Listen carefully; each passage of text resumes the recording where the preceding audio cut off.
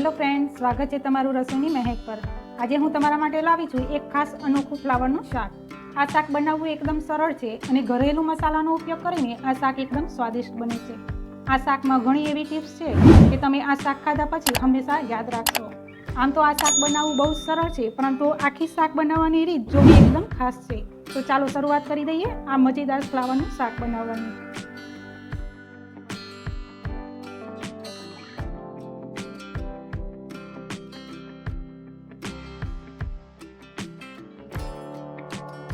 ચાલો આપણે સ્વાદિષ્ટ ફ્લાવર વટાણા મસાલાનું શાક બનાવવાનું શરૂઆત કરીએ। તેના માટે આપણે 2 ચમચી જેટલા આપણે સિંગદાણા લીધેલા છે, શેકીને તેના ફોતરા આપણે કાઢી લીધેલા છે, તે આપણે મિક્સર જારમાં એડ કરી લઈએ।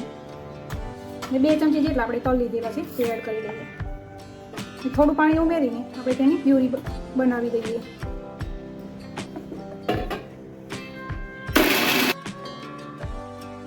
હવે આપણે સિંગદાણા તલની આપણે પ્યુરી થઈ ગઈ છે, તો તેમાં આપણે 1 ચમચી જેટલી ખાંડ ઉમેરશું અને ફરીથી આપણે મિક્સર ચાલુ કરી દઈશું। તો તૈયાર છે આપણી પ્યુરી અને તેને બીજા વાસણમાં આપણે કાઢી લઈએ। હવે આપણે ટામેટાની પ્યુરી કરી લઈએ। તો તેના માટે એક મોટી સાઈઝનું ટામેટું લીધેલું છે, 2 આદુના પીસ લીધેલા છે અને 6 થી 7 આપણે લસણની કળી લીધેલી છે, તે આપણે મિક્સર જારમાં એડ કરી લઈએ અને તેની આપણે ફાઇન એવી પ્યુરી બનાવી દઈએ। તો તૈયાર છે આપણે ટામેટાની પ્યુરી, તો તેને આપણે સાઈડમાં રાખી દઈએ। ગેસને આપણે મીડિયમ ફ્લેમ ઉપર ચાલુ કરી દીધેલો છે અને કડાઈમાં આપણે થોડું તેલ લઈ લીધેલું છે, તેમાં આપણે આ ફ્લાવરના ફૂલ લીધેલા છે, તે આપણે એડ કરી દઈએ। ફ્લાવર તમે જુઓ તો તમે મીડિયમ સાઇઝનું ફ્લાવર લીધેલું છે અને આ રીતના આપણે ફૂલ છૂટા કરી લીધેલા છે। થોડી વાર આપણે આ રીતે ફ્લાવરને આપણે ફ્રાય કરી લઈશું। તો ફ્લાવર આપણે સરસ એવા ફ્રાય થઈ ગયા છે, તો તેને આપણે અલગ પ્લેટમાં કાઢી લઈએ। ફ્લાવરને જો તમે કાચા જ રાખવા હોય તો તમે શાકમાં પણ કાચા એડ કરી શકો છો અને આ રીતના કરવું હોય તો આ રીતે પણ તમે કરી શકો છો। ફ્લાવરને આ રીતે ફ્રાય કરવાથી આપણે શાકમાં એવો સરસ ટેસ્ટ આવશે।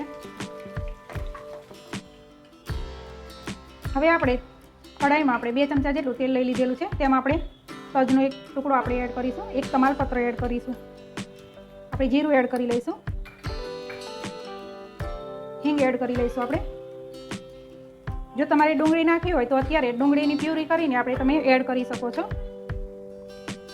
આપણે ટામેટાની પ્યુરી કરેલી હતી તે એડ કરી લઈએ। જે સિંગદાણા તલની પ્યુરી બનાવેલી હતી તે આપણે એડ કરી લઈએ। વટાણા લીધેલા છે ને તે આપણે એડ કરી લઈએ। આ કેપ્સિકમ લીધેલા છે ઝીણા સમારેલા, તે આપણે એડ કરી લઈએ। મિક્સ કરી લઈએ આપણે। તેમાં આપણે થોડા મસાલા એડ કરશું, તો આપણે 2 ચમચી જેટલા આપણે ધાણા જીરું એડ કરશું, થોડી આપણે હળદર એડ કરશું, 1.5 ચમચી જેટલું આપણે કાશ્મીરી લાલ મરચું એડ કરશું અને સ્વાદ મુજબ આપણે મીઠું એડ કરી લઈશું। બધું મિક્સ કરી લઈશું આપણે તેલ છૂટું પડે ત્યાં સુધી આપણે હલાવી લઈશું। તો આપણે તેલ સરસ તમે જોઈ શકો છો છૂટું પડી ગયેલું છે અને ટામેટાની પ્યુરી પણ સરસ એવી ચડી ગઈ છે। તો તેમાં આપણે આ ફ્લાવરને જે ફ્રાય કરીને રાખ્યા હતા તે આપણે એડ કરશું અને એક લાલ મરચું મેં લીધેલું છે આ રીતના કટિંગ કરીને, તે પણ એડ કરી લઈશું। હવે તેમાં અડધો ગ્લાસ જેટલું આપણે પાણી એડ કરશું।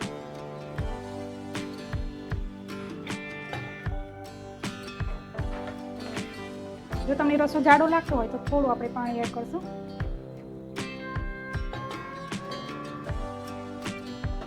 હવે આને 5 થી 10 મિનિટ માટે આપણે ચડવા દઈશું।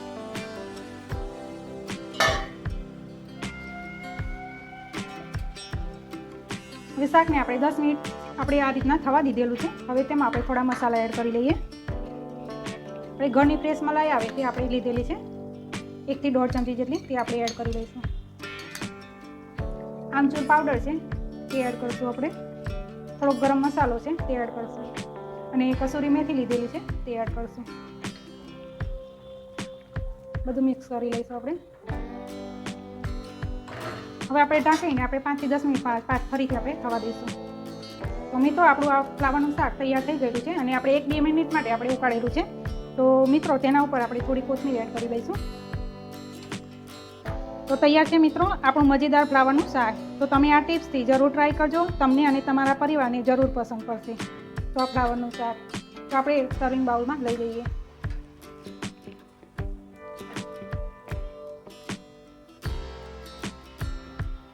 તો મિત્રો તૈયાર છે આપણું મજેદાર અને સ્વાદિષ્ટ ફ્લાવરનું શાક.